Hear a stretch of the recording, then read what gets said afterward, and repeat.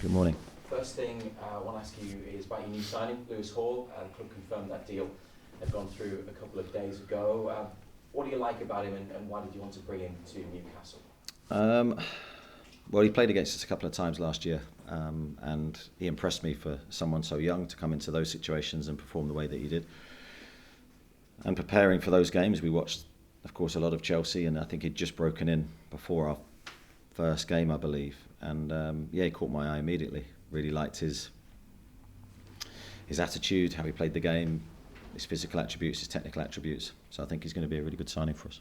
I think he's played in different positions while coming through the Chelsea academy. Do you see him then as a versatile player rather than just someone who can play left back or on left wing back if you were to set up that way?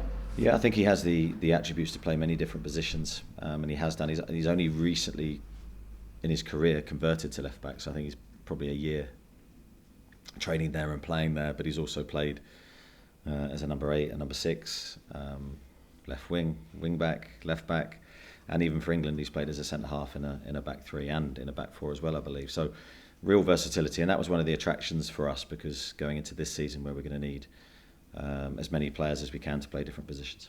And still only 18 years of age, what would you say the challenge is for him this season, because he's still at the beginning of his career? Well, I'd say his short-term aim is to develop to us, and what I mean by that is mould his game around what we want him to do, and that will take a period of time. I think ideally with your signings, and I said this before, you try and get them in as early as we can during pre-season. I think you've seen the benefits of that with someone like Sandro Tonali, who's come in and sort of adjusted to our way quite quickly, and although there's a lot more to come, that period's been really beneficial, and Lewis will have to go through a similar period where he understands totally what we need him to do. And is he in contention for a place in the squad on Sunday? Yeah, he's fit, he's in contention, he's obviously done minimal training with us. Joe Linton limped off at Manchester City last weekend. How was he? Joe is fine, yeah, we didn't see him in the early part of the week, but he trained in the latter part, so fingers crossed he's okay. I think you mentioned an injury to Javier Manquillo as well over the last couple of weeks. Is he far away from being back with you? He's back with us. He went for a period of treatment abroad, but he's back, and we hope he'll train today. And with you having a number of options at full back, both right and left, is there a possibility someone like Manquillo could leave this month if there's interest in him? Possibly. I think that would depend on what he wants, really. For me, I'm trying to build the squad as deep as we can for the robust season that we have ahead. You know, it's going to be, at the moment it seems very calm, but we're going to have games coming as soon as this international break comes. After that, we've got a really intense period of games, so we need the depth in the squad. So I'd like him to stay, but it will really be in his hands. And looking ahead to Sunday against Liverpool, you played a couple of good teams and the champions last weekend, and now you face another top side. It's always a big game, always feels big, doesn't it, playing Liverpool? Yeah, it does. I mean, these games are iconic really throughout the Premier League. Newcastle v Liverpool battles. Last year we were disappointed, two defeats for us. The one at Anfield was a difficult night. The last minute of that game has been replayed in my mind many times, and the game at home was also painful in a different way, probably more painful for Nick and what happened, for him, and then missing the cup final. And it was a day where we didn't start very well, but I thought we played really well with 10 men against their 11. And lastly, they've made some changes to their squad. Quite a few senior players who've been there a while had left, particularly from midfield, and they brought some new signings in. Only 2 games into the new season, but what have you observed in terms of changes, if there are any, in the way that they go about things? Yeah, slight tweaks, I'd say, but I don't think the main principles have changed. They're still very, very good at what they've been historically good at for the last 4 or 5 years. Very difficult team to play against, but they're building a new team, you'd say, with slightly different characteristics in midfield, but an elite team, an elite manager. Very, very good, and they're going to come back strong for sure. So we know this is a really good early test again for us, following on from Manchester City and Aston Villa. Thanks, Rosa. Mark Benstead, Sky.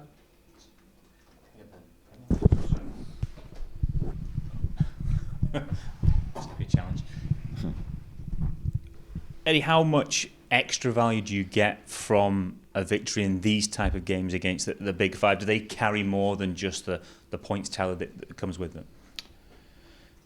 them? Yes and no. I mean, there's still 3 points, but yes, in a sense of probably how you feel about yourselves, what it does to your confidence levels and your belief.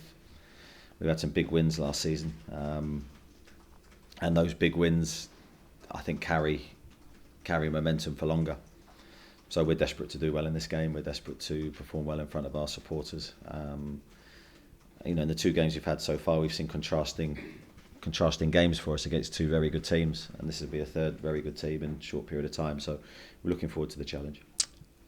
You mentioned the games last season. There were dramatic moments. There were occasional flashpoints between the games as well. How would you sum up the relationship between the 2 staff of the 2 teams? I think it's the same. I think it's the same between us and every team in the Premier League. I have a huge amount of respect for Jurgen and his coaching team. If you love football, I don't think you cannot have that respect. But we're competing against each other, so you're fighting for everything. You're fighting for every point. So I would view Jurgen exactly the same as I view every other Premier League manager.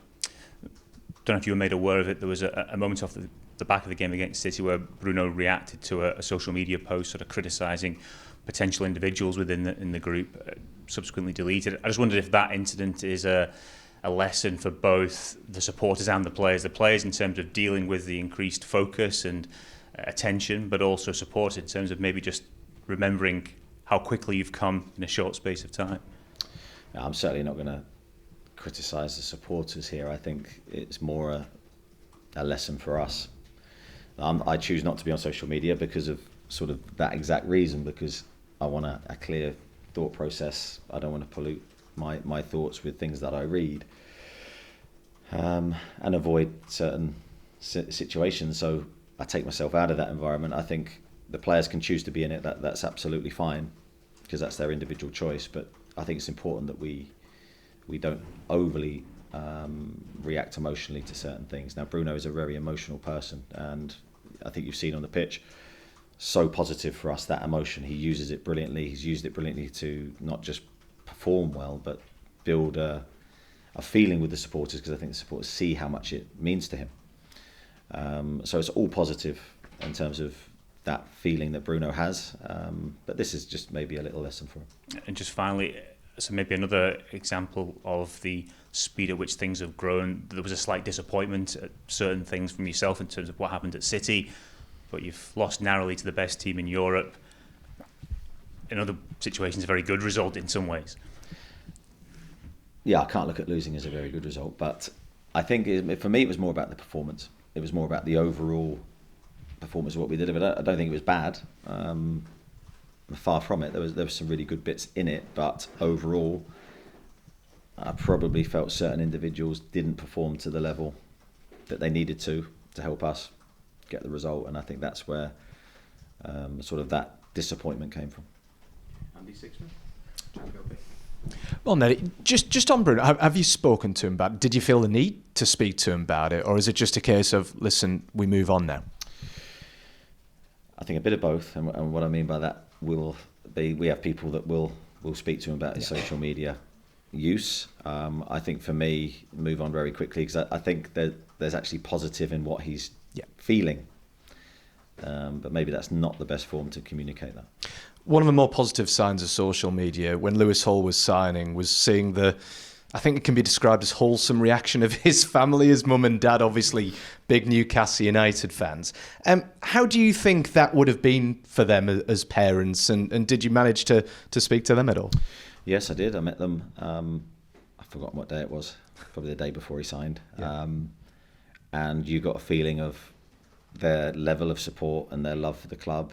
And Lewis is very much the same. You know, when you're in your early years as a young lad and you grow an attachment to a football club, it's a really powerful thing. And yeah, he's in a really good place. He's very happy to be here, and that's shared through his parents, and they're going to be so important for him in many different ways as he evolves over time here.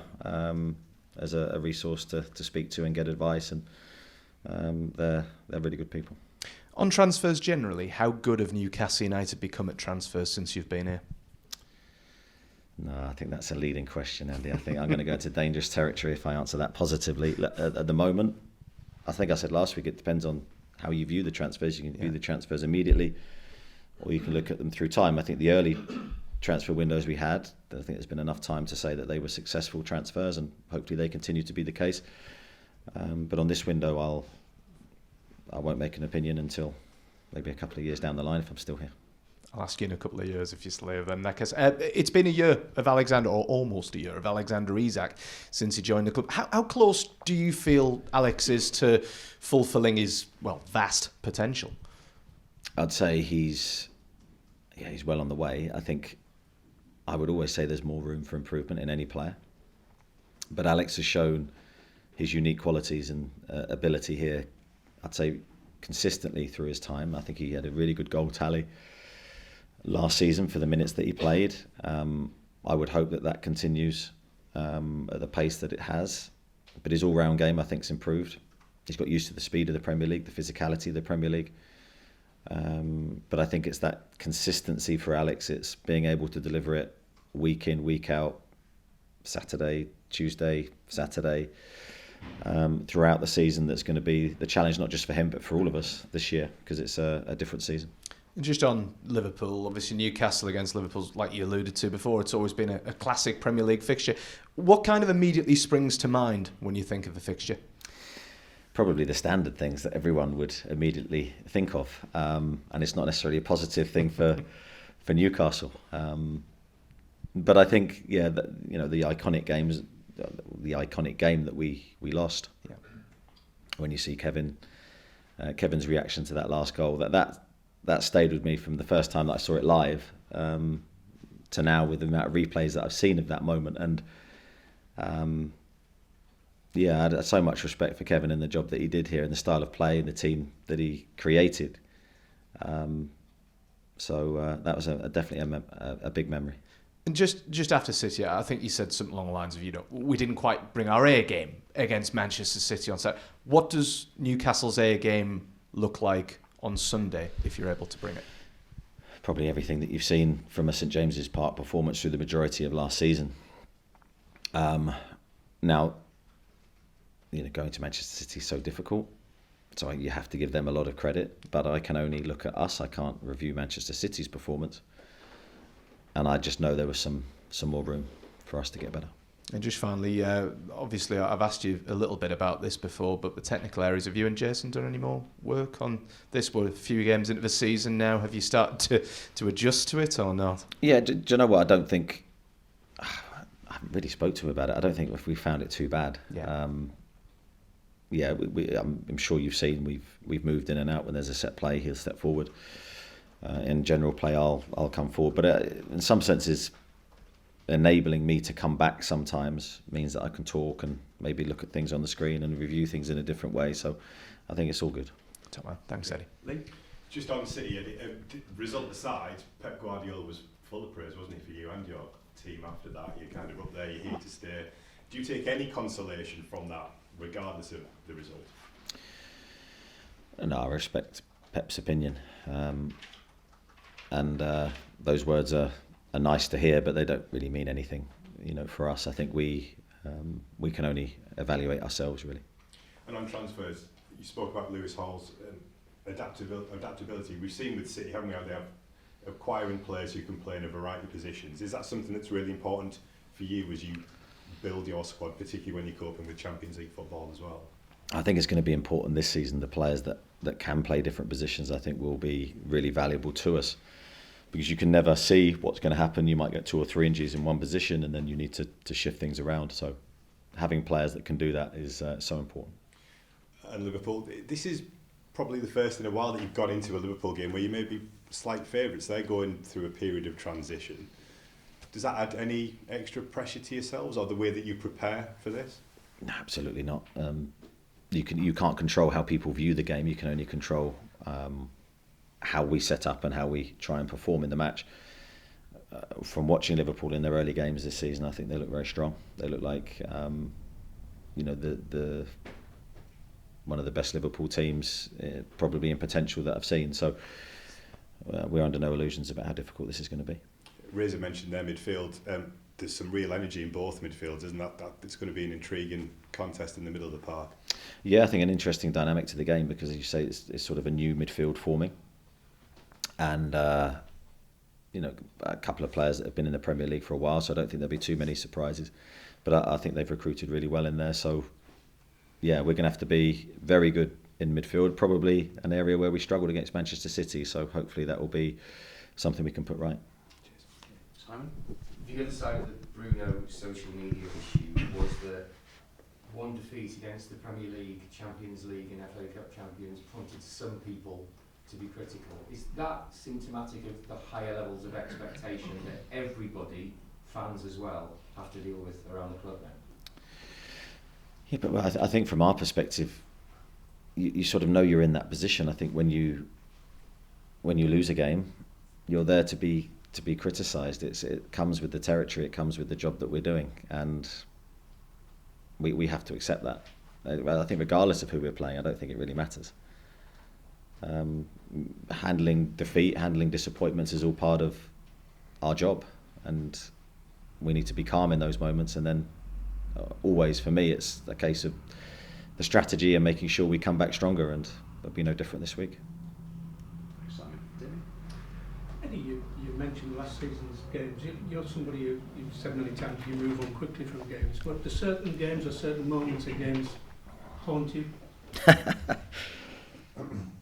Yeah, I move on quickly from the game, in the sense that then you have to prepare the next one. But I think the emotion of the game and the feeling and the sort of the memories of the game, that they stay with you, I think, for some time.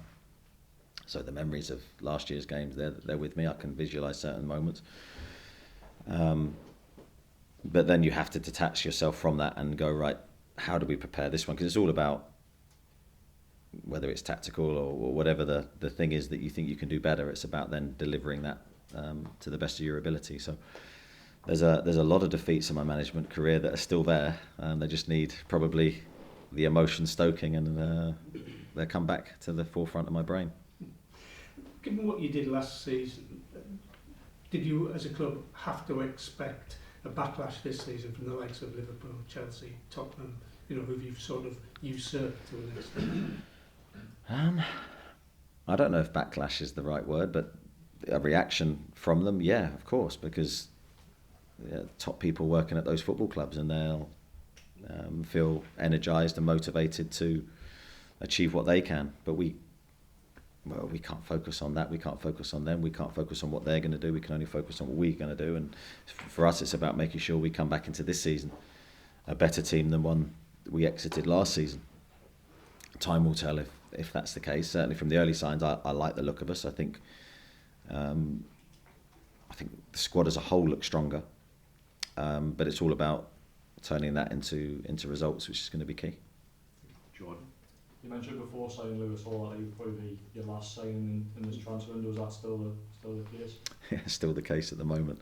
I think unless something happens to a couple of players in one position before the window shutting, we won't be adding to the squad. And is there any update on the players that aren't in the group potentially being involved in the group? Sorry, is anyone? there any players who aren't involved in the group close that are leaving? Like your Ryan Fraser's, Jeff Henry? There may be something with Ryan happening regarding Southampton. Apart from that, that's all I know at the moment. And then just on the Bruno social media stuff, just what is your thoughts sort of on social media and its role in sort of football? That's a very, very big one. That I don't know really, because I'm not in it, so I'm not experiencing it. I don't really know if I'm the best person qualified to give you an answer there. And as I said, that's very intentional from my perspective. As I said before, I learnt as a player, when sort of the early days of the internet's role in footballers and giving an opinion on your performance, I read probably for 2-3 weeks how people thought I played. I didn't like what I was reading, whether it was good or bad. Even when you're sort of being built up, it's like, got to live up to that next week. I'm doing well. And suddenly you start, no, get out of there. So I got out of there and I never went back as a player, and I've carried that through. Greg? Morning. Even away from the social media stuff, Bruno, you mentioned there some players weren't perhaps added at City. Is Bruno yet back to his very best level that we saw perhaps a year, 18 months ago? When you consider he finished last year with the ankle problem, where do you assess he's at the moment? I'd say football's a very strange game. So against Aston Villa last week, I thought he was excellent. I thought he was very good, and then he backed that up in training the next week, where I thought he was really good. And so you go from sort of there, in my eyes, in terms of his performance, to maybe slightly below that against Manchester City. But I thought as a team, that was very much the case for us. I think Bruno's going to be so important for us this year. He's such an important player. When he plays well, I think our game goes to a totally different dimension. It's early days of the season to give a proper evaluation of that. I think he's had one very good performance.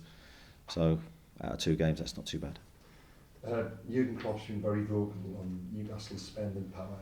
Liverpool have spent £100 million this summer, and they also had a £100 million offer for Caicedo accepted. Last week he didn't end up going there, but what do you think when you see that they were prepared to commit to £200 million this summer, and they're sort of throwing stones in your direction over your spending power? I know what you want me to say, Craig.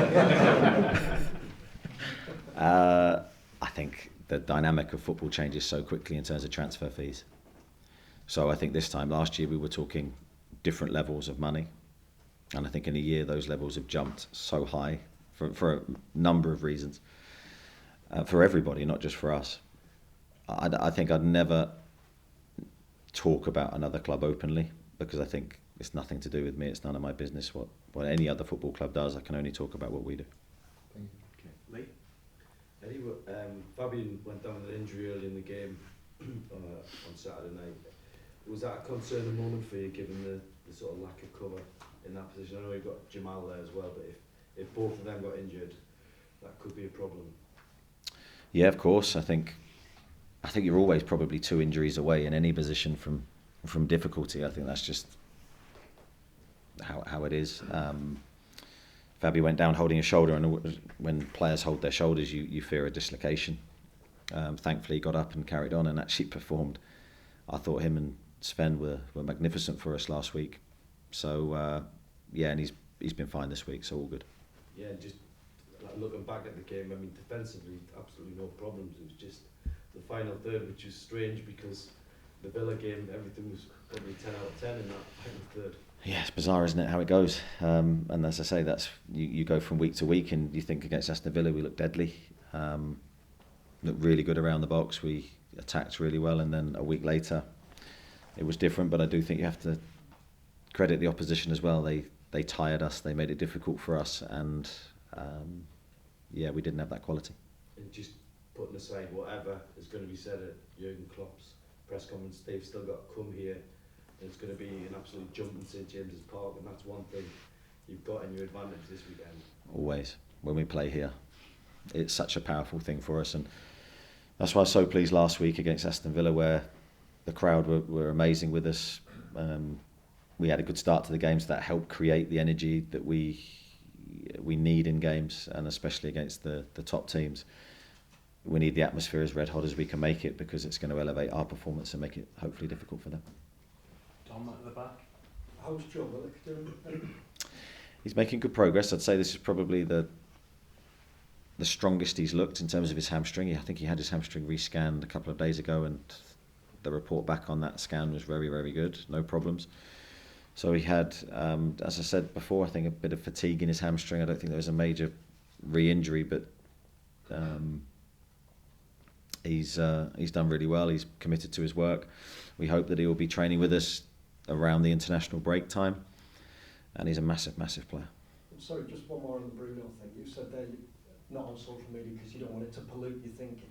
Is there anything you can do, especially with young players, to train them and to prepare them for what they might read? Especially, Gareth Southgate saying before, he's concerned when he sees players looking immediately after a game when emotions are running high. What can you do to prepare players for what they might read and what they might see? I think we're into a different generation. I think that not the problem, but a lot of the young players now would have probably been on social media all their lives from a certain age. So I think it just becomes part of their daily routines, potentially, to look and to read and to be in that world. And I think once you're in it, I think then it may be slightly more difficult to come away from it, whereas when I was growing up, it wasn't there. That's such a deep question. What can you do? I think that's maybe, again, for maybe psychologists or people that are trained in that area to advise the players. I think it's a very different dynamic to the one that I had. And again, there could be positives and negatives to it. But yeah, I suppose because I wasn't exposed to it, it wasn't something I needed. Joe? Hi Andy. There's been a lot of comparisons about your team currently and Jurgen Klopp's, the first couple of years at Liverpool under Jurgen Klopp. Do you see them comparisons in terms of style of play or profiles of players? Probably in terms of style of play. I think, high intensity. I've always tried to create teams that have high energy actions, that are always looking to be proactive, positive, and very much Jurgen's teams. Every team that I've seen him develop over a period of time has had those qualities. And I've been a huge admirer of his teams and how they play and how he's created that energy and sustained that energy in his teams over a long period of time. And I enjoy watching them play. Whenever historically there's been a Liverpool game on, you always know it's going to be entertaining and it's going to be fast paced. Very much in the line of teams that we want to create here. So I can see those parallels for sure. Morning, Eddie. It was against Liverpool last season that Isak announced himself on the English game. He's done very well, but a year on, you've started him in the first 2 games. A year on, can he consider himself Newcastle's number 1 striker, or is it still very much a 50-50 call for you between him and Callum again? Yeah, I think that's a very difficult thing to ever call yourself that in any position. Because in my opinion, that's just how I've always thought. You have to earn the shirt every week. You can never lay back and go, well, that's me established in this position, because I think you're judged week by week. You're not judged, oh, you've done well for a year, now you can rest and enjoy what you've done.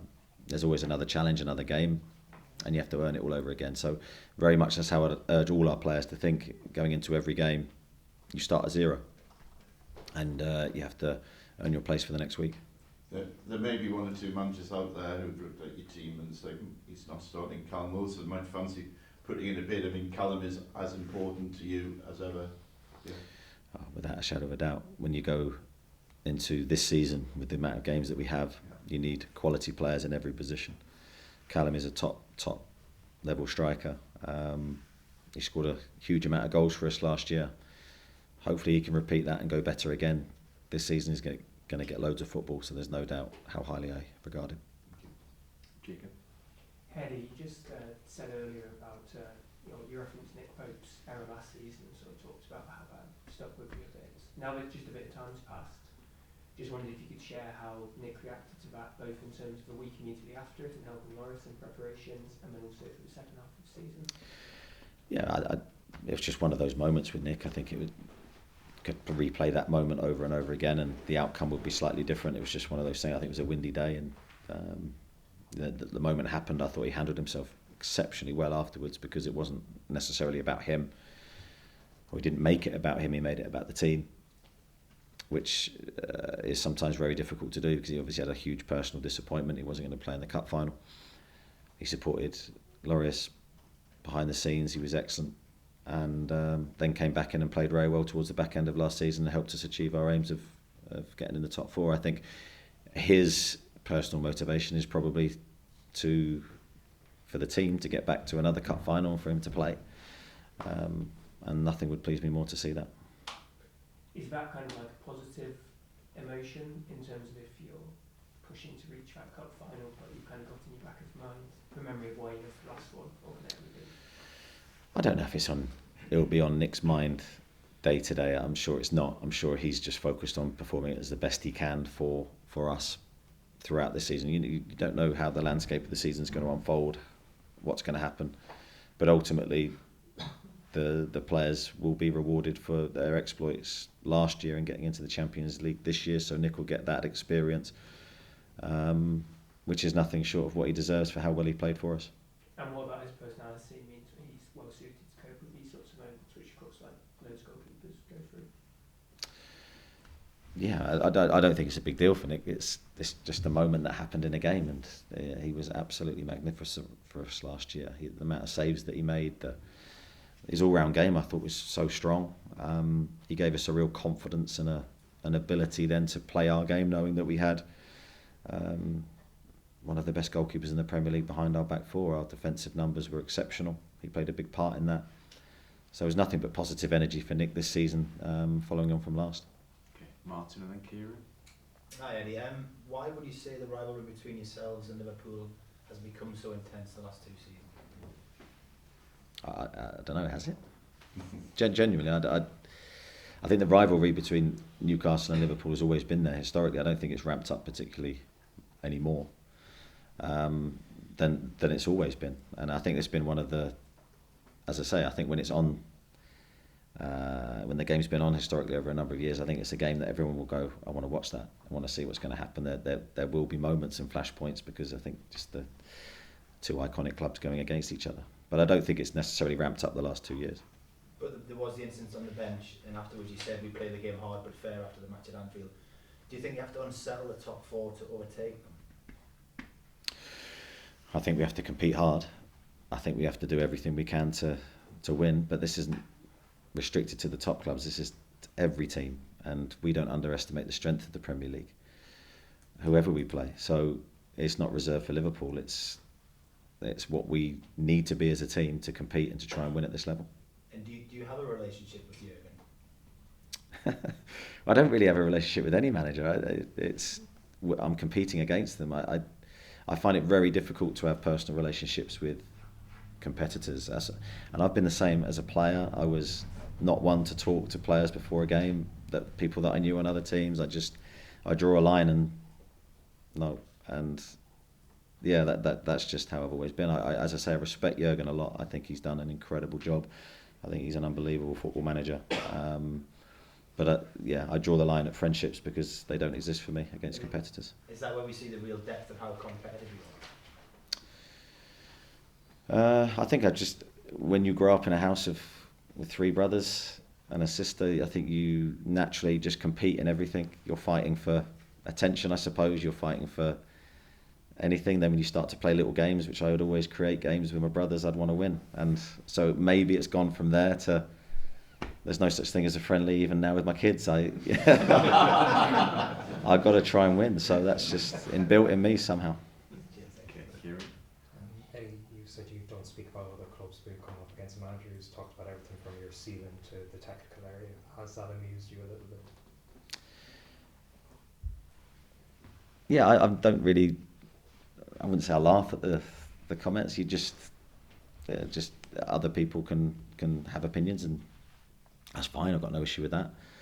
And you just sort of roll with it, let it go, and just talk about my team. And you mentioned, of course, Kevin in this fixture, that image of him stuck on the advertising hoardings. Is he someone who remains an influence for you? Without a doubt. Without a doubt, here that the legacy of Sir Bobby and everything that he created, and Kevin and his legacy here.